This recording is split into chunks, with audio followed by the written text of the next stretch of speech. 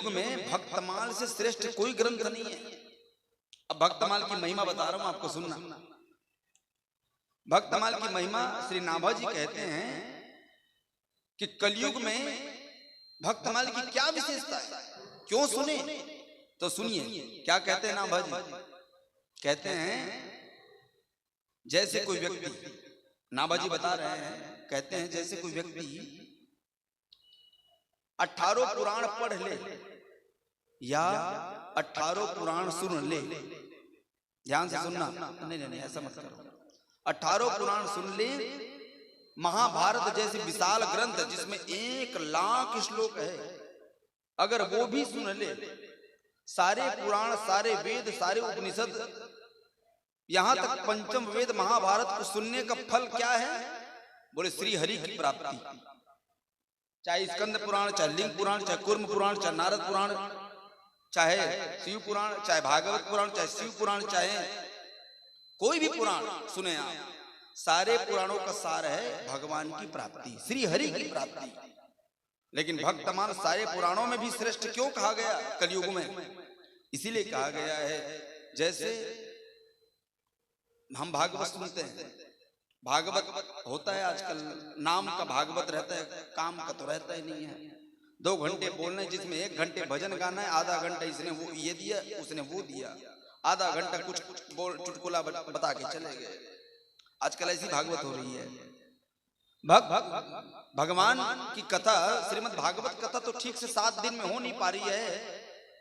अगर हम कहें कि हम महाभारत सुनना चाहते हैं जिसमें 1 लाख श्लोक है, वो क्या संभव है कलिकाल में? अगर नित्य नियम से प्रतिदिन सुना जाए तब भी 11 वर्ष लग सकते हैं 1 लाख श्लोक को पूरे होने में। तो 18,000 श्लोक जो 7 दिन का होता है वो तो ठीक से नहीं हो रहा, तो फिर महाभारत कैसे होगा? सारे पुराणों का सार है सुनने का लाभ, श्री हरि की प्राप्ति। लेकिन भक्तमाल क्या है? बोले सारे पुराणों के श्रोता हैं कौन? बोले सौनक। कहा जाए तो वक्ता कौन? बोले भगवान। लेकिन भक्तमाल की कथा इसीलिए विशेष है, सारे पुराणों के वक्ता हैं भगवान, लेकिन भक्तमाल की विशेषता क्या है? बोले भक्तमाल के श्रोता हैं श्री भगवान। ये भक्तमाल के श्रोता हैं भगवान। जैसे कि भागवत कथा होती है तो हम लोग बुलाते हैं ना, भगवान का आह्वान करते हैं, कहते हैं ना कि हरिजू या अतुलित बलधाम, हे बजरंग बली आप कथा में जरूर आइए। तो सुनने के लिए श्रोता के रूप में हनुमान जी पहुंच जाते हैं। लेकिन भक्तमाल में भगवान श्रोता हैं। पहले नंबर के श्रोता भगवान है, दूसरे नंबर में हम जैसे लोग आते हैं। तो भक्तमाल के श्रोता कौन है? बोले भगवान श्री हरि। और इसीलिए आपने सुना होगा जब मैं मंगलाचरण किया तो ये बात जरूर कहा, क्या कि हरिजू आय विराजिए कथा रसिक सुरपा। हरिजू आए विराजिए, हे मेरे राम, हे मेरे भोले, हे मेरे कृष्ण, आपकी भक्तों की गाथा है, आज आइए सुनने के लिए। तो भगवान कहते हैं मेरे प्राण प्यारे भक्तों की कथा जहां होती है, मुझे तुम दुनिया से रोक सकते हो मिलने के लिए, लेकिन मुझे प्राण प्यारे अपने भक्तों से मिलने के लिए नहीं रोक सकते, मैं तो जाऊंगा। इसलिए भगवान, और ये बात सत्य है, यहीं पर इसी हॉल में कहीं पर भगवान कृष्ण बैठ करके सुन ही रहे हैं ये कथा। इसलिए भक्तमाल की कथा सारे पुराणों में कलिकाल में श्रेष्ठ कहा गया। अच्छा, इससे लाभ क्या होता है?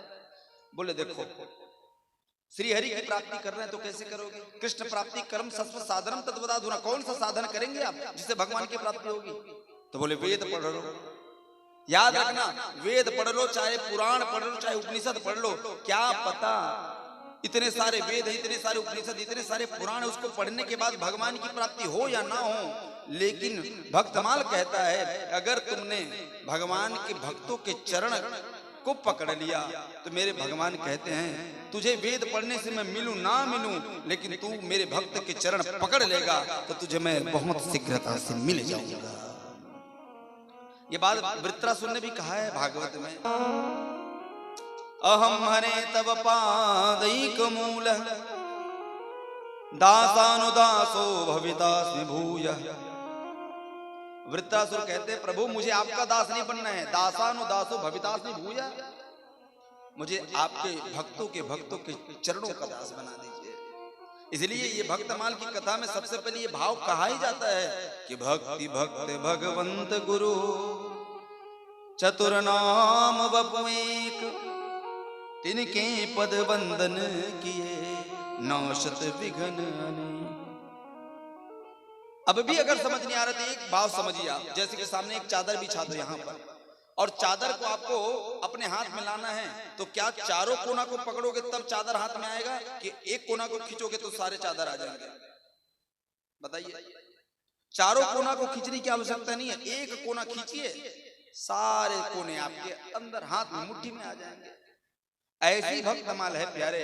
अगर हरि की प्राप्ति करना चाहते हो तो भटकने की आवश्यकता नहीं है। 18 पुराण सुनने के लिए बड़ी लंबी आयु चाहिए, मिले ना मिले, कब मर जाओगे पता नहीं है। इसीलिए भक्तमाल में नाभाजी कहते हैं तुझे 18 पुराण सुनने की आवश्यकता नहीं है, मेरे गोविंद की प्राप्ति करना चाहता है तो एक चादर का कोना, चाहे वो कोना हनुमान जी हो, चाहे वो कोना प्रहलाद हो, चाहे वो कर्माबाई हो, चाहे वो मीराबाई हो, चाहे वो हमारे नरसिंह जी हो, किसी भक्त के एक कोना को पकड़ लो, एक आंचल को पकड़ लो तो श्री हरि तुम्हारे मुट्ठी में हो जाएंगे। ये वो भक्तमाल की कथा है। ये हमें सीधा भगवान से नहीं, भक्त से जोड़ करके भगवान से सीधा मिला देती है, ये भक्तमाल की कथा है। इसलिए तो मैं कहा भी करता हूं, कथा जीवन में जीने की सही रास्ता दिखाती है, कथा जीवन में जीने की सही रास्ता दिखाती है। जो प्यासे हैं उन्हें प्रेम का प्याला पिलाती है, और जो भगवान को देखने की चाह में पल पल तड़पते हैं प्यारे, ये भक्तमाल की गाथा है जो मेरे गोविंद से मिलाती है प्यारे। हाँ, ये ऐसी कथा है।